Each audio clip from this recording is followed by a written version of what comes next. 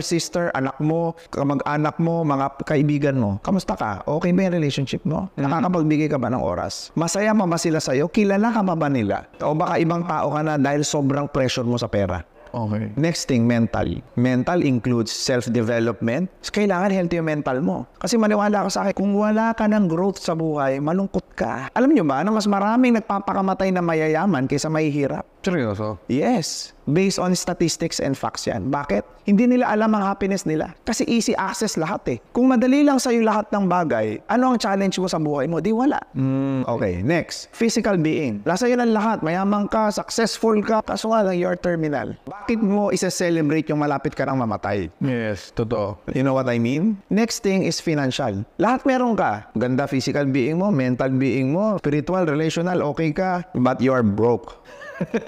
Di ba? Ano yung priority dapat doon? Balance. Dapat balance eh.